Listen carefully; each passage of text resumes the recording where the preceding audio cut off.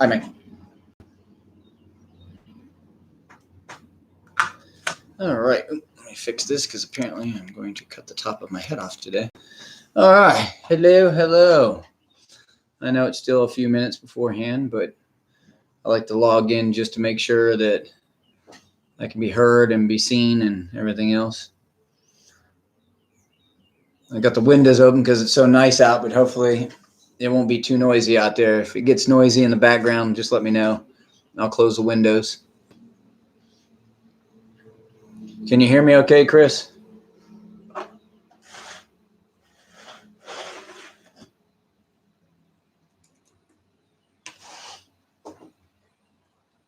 Cool. All right. Let's see here. All right. There we go.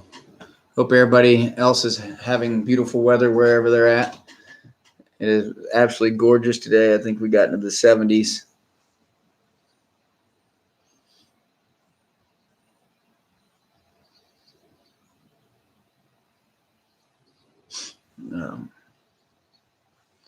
How's your frosty beverage there, Chris?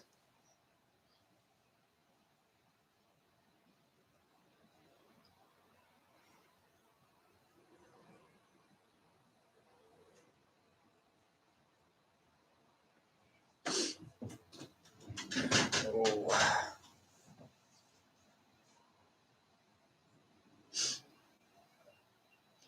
All right. Let's see here. I can hear my dogs out there wrestling. Had to start. It was getting warm. Yeah, that's right. You don't want a warm beverage. At least not of beer type, anyways.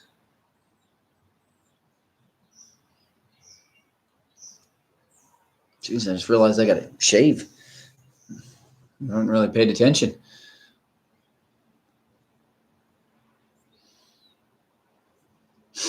All right, let's see. Almost 6 o'clock.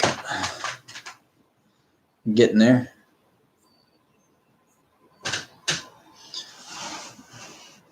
Today's little ordeal could be a short one like last week's. Yeah, I'm becoming a hippie. Getting out of control.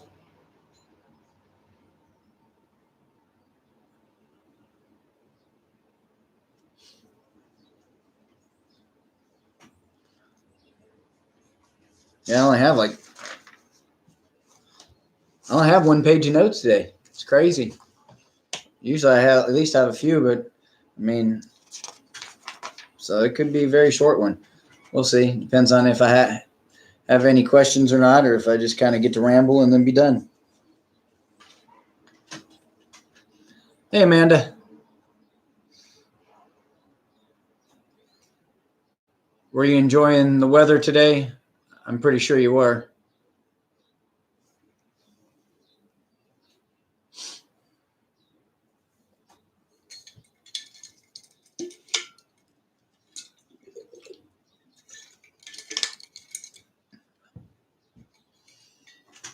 I was lucky enough to be able to get out in it. I had Prince. I had to get Prince today and do some work with him, and then I also got to work Linus. So we were out in it, enjoying it today.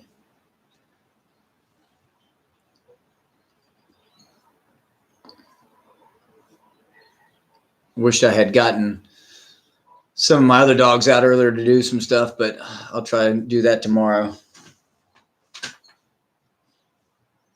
if it's not raining.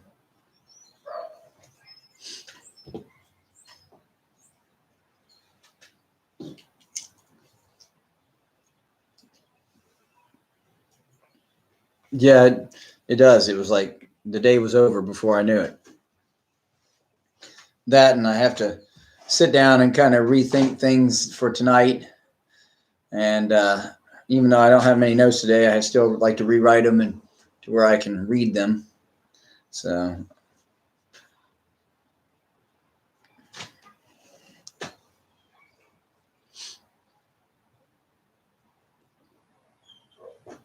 Hey, Justin.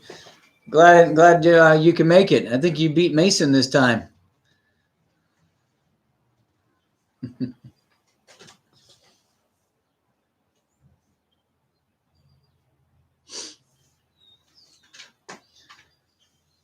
How you enjoying the new house, Justin? Just tell you now. uh, don't worry, I'd never tell you that you couldn't hug Noah. Because if so, then I'd have to stop hugging Daphne and Reagan, and I don't think that's going to happen. They wouldn't allow that.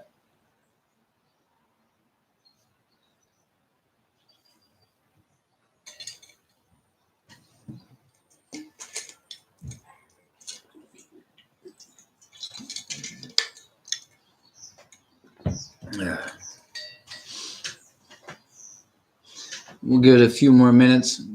Give it to about 5 after 6, and we'll get started. Are you at work, Justin, or are you actually at home?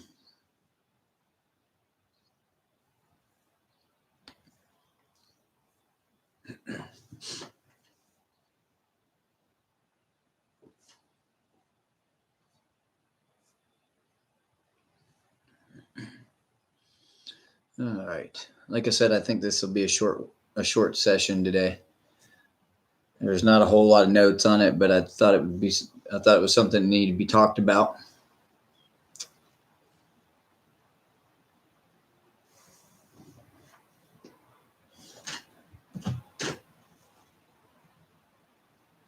Make sure nobody's trying to catch me on here. They're having a hard time or anything.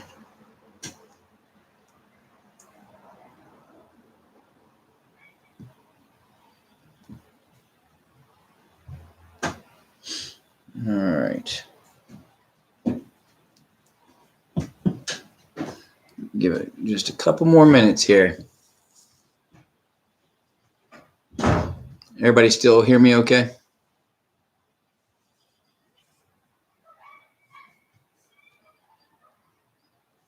It's funny to think when I first started doing these Wednesday lives that at this time it was pitch dark outside. Now the sun's beaming through the window. It's still bright out. Still have a good at least maybe 2 hours of sunlight left. I can actually be done with the live and then go out and enjoy some daylight still.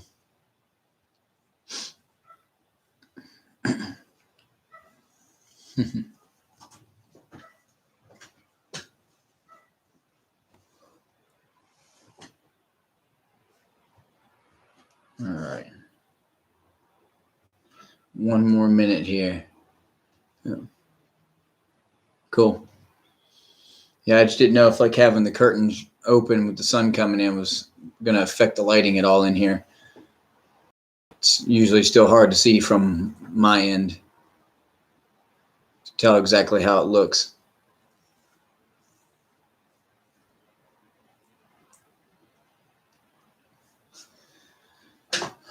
All right. Let's go ahead and get started. So today's topic is, are you making your dog crazy? So what I mean by that is, are you talking too much to your dog? To where your dog just kind of doesn't know what's going on. So a lot of people are guilty of just overly talking their dog. So what I like to try to tell people is, you can talk to your dog, just don't have a conversation with them. There's no need to have a conversation. You don't need to sit down and, when they come in, you can be like, oh, that's a good boy, or you want to go outside, or things like that. Some small stuff like that, that's fine. I'm not saying you can't say anything to your dog. What I'm saying is, you don't need to sit there and look at your dog and go, hey, how you doing? How was your day today? Was it great? Well, mine was good today. And today we went to lunch and I went to, I had a nice salad. And are you hungry? Because I'm hungry. I was thinking about making a sandwich, and I'm gonna make a sandwich. Get my 2 pieces of bread. I'm gonna put some mustard on it and some mayonnaise, and put some cheese on there. Look, oh look, some ham, and let me a little lettuce and tomato and everything else. Because your dog has no idea what you're saying. No, I have any idea what you're saying. But when you overtalk your dog, your words start to have no meaning to them. So you actually become basically white noise. So you can start losing your dog, as in him paying attention to you when you actually do have something to say. You can lose him because he's so used to you just rambling on that he's not paying attention to you at all. So, like I said, it becomes white noise. It's almost like the teachers on the Peanuts cartoons. They're always in the background, womp womp womp womp womp womp. You don't hear anything. Well, that's what happens to the dogs. If you're constantly talking at them and you don't have anything really for them, you're just talking at them, then your words start to have no meaning. And a lot of times I feel like we do this because we feel obligated to talk to our dogs, I guess. Because we, as humans, that's how we communicate. We talk to each other verbally. So that's when we verbally communicate with one another. So for us, it's a natural thing. So I think a lot of times we kind of get wary of, because we're not talking, especially if we're by ourselves, then we feel like we need to talk to them, or there has to be noise, which I know what that's like because I'm a talker and I will talk to nothing. So, just to hear myself talk. So that's why I feel a lot of people do it. I think they feel like they have to. And for me though, I think it's also, it's a comforting thing for us that we talk to our dogs. We feel like we should have, like they love it that we're talking to them. So I think it makes us feel better, but we don't realize that it really doesn't do anything for the dogs. As a matter of fact, what it does for the dogs is it causes confusion and possibly insecurity, being that if you're always rambling something at them and they don't know what you're saying because you haven't put a meaning to it, are you yelling at them? Are you growling at them? I mean, so they kind of trying to figure out what they're supposed to be doing. And because of that, you can actually heighten their intensity level of insecurity and start making them kind of be on edge. So, like I said, that doesn't mean that you can't say things to them like, oh, you want to go outside or you want to go for a car ride? But usually when we do that, they have some kind of meaning behind them. Hey, Mason, glad you could finally make it. Justin beat you this time. But we give it meaning. The words that we're saying, the phrase that we're saying has a meaning to it, which is good. So you shouldn't sit there and say, hell, you want to go for a ride? You want to go for a ride, just to make him excited and then not do anything about it. That's a rare occurrence. Yes, it is. So that's why usually they get excited. Plus it's also the tone of our voice. We have an upbeat tone and we're excited sounding. So that makes them excited. So, for that, there's not really so much, it's a confusion to it because we've made the word mean something or the phrase mean something. It's almost like a command, like sit down and come. If you do the training, then those words mean something. So basically you want to go for a ride or you want to go out is almost kind of like a command. So, so when you're doing stuff like this, like I said, if you're just rambling on to them, you'll see a lot of people think it's cute. They give the little head tilt and they kind of, like what's going on? Well, those head tilts, that's a sign of confusion. So with that being said, you're sitting there saying that kind of stuff to your dog and he's tilting his head because he's confused. He's trying to figure out what you're saying. And like I said, that confusion can lead to insecurity because if he doesn't know what you're saying, he may try to figure it out and he doesn't know what's going on. So, all right. Any questions so far? Like I said, this is kind of going to probably be a fast one. Unless people have any questions really at all, then we'll have a short one this time around. Because like I said, I only have one page worth of stuff today compared to usual. So that's why I try to tell people you don't sit there and just overly talk your dog because it's not right. They don't know it. It's kind of like if you were invited to a party and everybody there spoke English. But let's see. Your dogs always have that confused look on.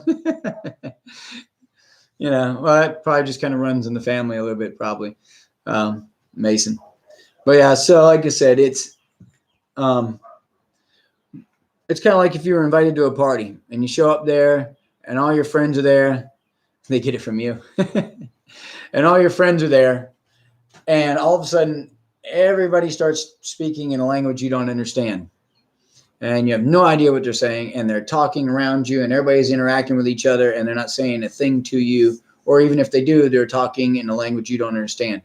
At first, it might be kind of funny or it might be kind of interesting. But after a while, it's going to be confusing. And then you're going to start getting irritated because you have no idea what they're saying. And there's no communication going on. So at least with you, they may look at you and say something to you, but if you don't understand, then you're going to be confused and you'll get irritated. So like I said, that's kind of like my example for this. Another thing is I remember there was a lady years ago who showed up with her terrier, and her terrier was very anxious. It just was all over the place. It had started biting her out of nowhere. It's everybody's thinking, my dog bit me out of nowhere. There's always a reason for it. You just may not know what it is. So, but it was biting her. So I got talking to her. The more I talked to her, I found out some stuff, was able to decipher some things. One, she was seeing a couple other trainers and a behaviorist all at the same time, which now you've probably got all these people telling her to do all this different stuff. And then she's trying to communicate all this to the dog. She actually showed up with a book like this with notes and stuff in it that her behaviorist had told her to do. And then a list of commands for the dog. And the list was so crazy. It was, she had like 5 things for no. So if the dog was up on the couch, it was If it jumped on you, it was no. If it didn't sit, it was ant. It was all this stuff. And I was like, well, what's your, I was asking her about it. And I said, well, do you know all the commands? She goes, no, I'm confused. I get them messed up and all. I said, well, if you're confused, just think how this dog feels. So I said, can I see your pamphlet for a second? She said, sure. I said, all right, took it and I looked at it and I flipped open a couple pages and well, you keep some good notes. Yep, that's good. And I just threw it away. I said, all right, that's enough of that. I said, you're driving this dog insane. I said, that's why he's all nervy. That's why he's all jacked up all the time. And that's why he's biting you, because he is super confused. If you're confused, he's confused. So, and you can read, he can't. So that's why you have to just have meaning behind what you tell your dog. If you're talking to your dog, have meaning behind it. Don't just talk to him to make you feel better. The best way to communicate with your dog and to have a good relationship with your dog is through body language, because that's how dogs live, is through body language. They're masters of body language. And also through clear communication. And of course, you have to teach that communication, through obedience. But it's very simple. If you don't, now that doesn't mean if your dog is genetically spazzed out and has issues, then it's not over talking it, but you could make that possibly worse. Our dog Freya has got a lot of genetic issues. If you start like talking at her, she starts getting all getting all weird and stuff and getting all hyped up because she doesn't quite know what's going on.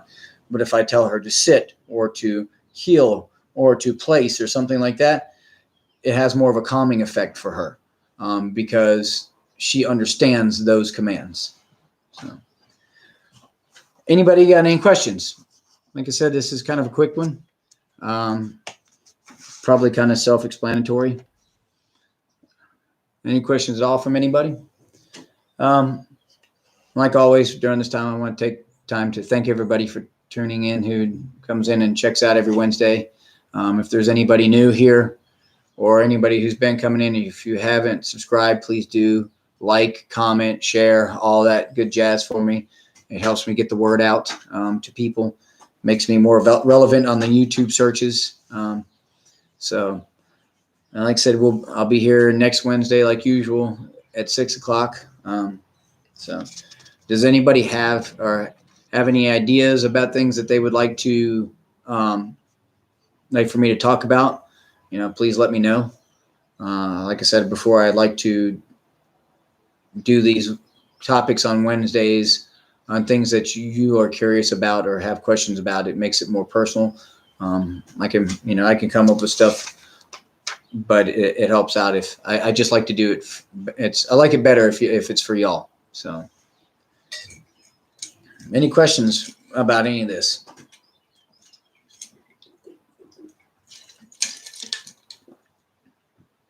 How to cope with dog guilt? Is your dog making you feel guilty, Mason? What do you mean dog guilt exactly? Let me get this in my little list here. I'm starting a little thing so I can try to keep up with everything. Let's see, Mason. I leave my dogs too much and I think they hate me now. Well, the good news is, Mason, dogs don't have that human emotion like people do. Now, exactly how do you mean hate you? Because do you mean more like they're not listening to you as much, or they don't seem to come and hang out with you as much compared to maybe, Natalie and stuff like that? Or what do you mean by that?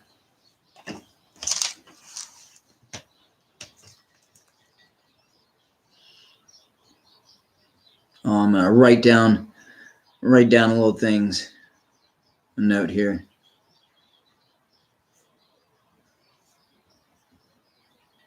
All right, let's see. They get sad and act out when I leave. Actually, I'm kind of something about that. I've got that actually on a list somewhere. So I'm going to type. Well, you gave me an idea for something else, for another topic, but so thank you. But like depressed for days. Well, it could depend on, I don't know if it's really like a depression. It's just, you've been gone. Actually, I don't want to get all into it because this can get lengthy. But let's do that. Maybe I'll put that one.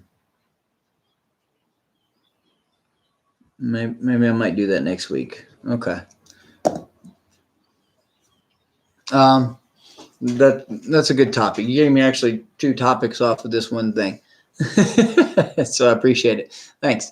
So, anybody else, any questions? But those are good. I like that. That's a good question. What do they do when you say when they act out when you leave? What are they doing?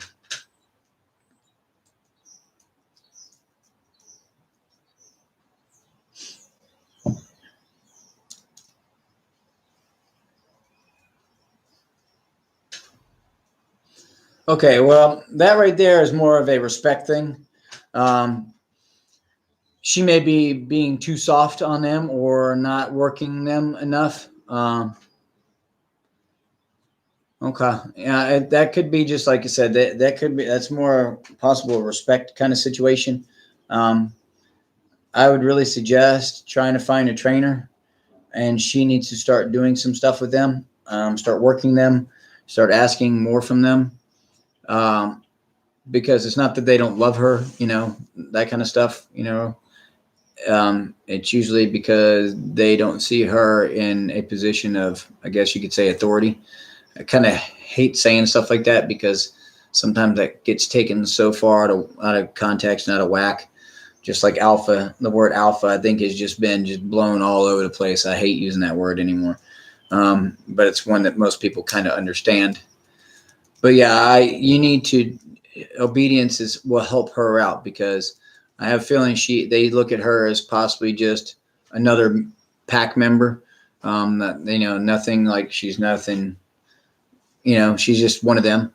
So, and it's not like they purposely do it. It's just that she may not be taking control of a situation, or when you're there, you take control of the situation. So they understand what you're wanting because you ask them and then you have them do it. So peeing in the house could be anxiousness. Barking is usually depending on what it's about. You know, if they're barking at her, it could be because they're trying to get her to do something. Because even with dogs, negative attention is still attention. So if they're barking at her and she's like, knock it off, whether or not she's touching them or even just knock it off, giving them some kind of attention, that's attention. So that could be part of it too, because sometimes, you know, dogs will just stare at you, start barking and barking and barking. And if they bark enough, just like with their litter mates, they either irritate you enough to where you're like, all right, knock it off, or you give them some kind of attention. So they're actually teaching us. They're either teaching us, you know, actually they're not either. They're teaching us basically bark, bark, bark, bark, bark.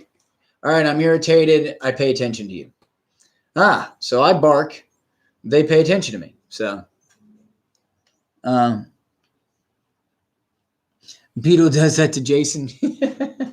Man, yeah. That's because Jason's a softie. He can't. It's nothing wrong with that, but he is. He's a softie. Sorry, Jason, if you're listening, but you are.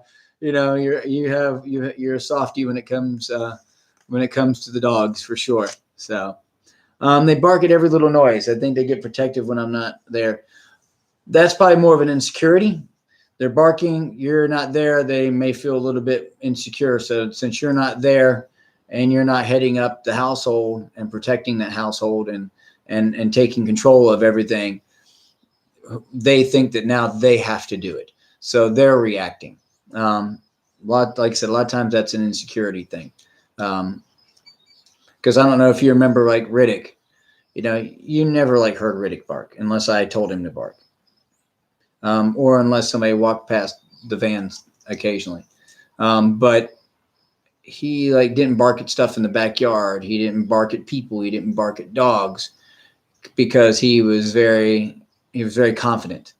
Dogs who bark and just bark at nothing. A lot of times that's an insecurity thing, or they, you know, we think they're barking at nothing, but that's usually insecurity. So if they're reacting when you're not there, then what it is they feel safer when you're there because you're the team leader. And when you're not there, they feel like they have to defend or fend for themselves. So, yeah.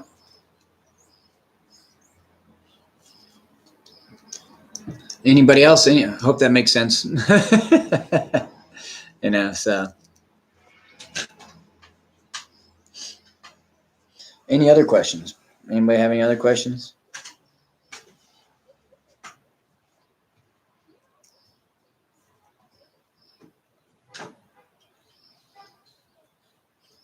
Makes sense to you for social reasons. There you go, Chris. Well, good. Hope everybody enjoyed my little picture for this YouTube thing. I tried to find the craziest dog picture that I could find that would do right for this.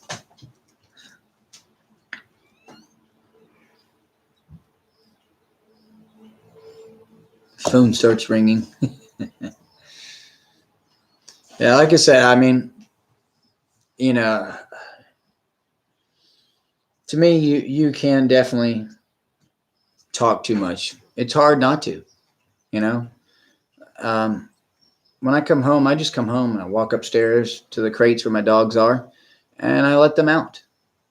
There's no like, hey, how you doing? Oh my goodness, mama, you know, because they're already going to be excited to see you. You don't need to jack it up and make it more amped up and more crazy. Because then what happens is they come barreling out, they're all going nuts, and then you're like, knock it off, stop it, quit, stop. Well, you jacked them up. So I come in and I open the crates, and boom, there you go. If you need to, because they're crazy, you get them out, and then you make them lay down, or you have them do some obedience. You know, that kind of thing. You just kind of, or you walk in the house and they're jumping around and they want to see you. A lot of times, and they're pummeling at you at the door. Well, a lot of times we trained that into them that it was okay, or they trained us that it was okay for a little while. Because what happened is when they were young and they were cute, We walk in and we're like, oh my goodness, they're jumping up. You're excited. You grab them, you hold them, you're picking them up, and you're loving on them and everything else. And then you set them down. You do that for a while, and then also next thing you know, this little puppy now weighs 60 pounds, or it's gotten to where it gets so excited because it's used to this that when you walk in the door, they're pummeling you to death. Well, we did this through our communication to the dog. We did this. So that's why, like, even when I walk in the house, I just walk in the house. You know, I don't sit there and talk to my dog and ask him how his day was. All right. Well, if there are no other questions for this, I hope everybody enjoyed this. We'll get off a little bit early. Well, it's about 30 minutes. We'll get off and we'll let everybody get back to their Wednesday, their scheduled evenings for Wednesday. Like I said, I'll be here next Wednesday at 6. Please, like I said, like, subscribe, comment, share, all that stuff, please. And everybody have a good night, and I will see y'all next week. Bye.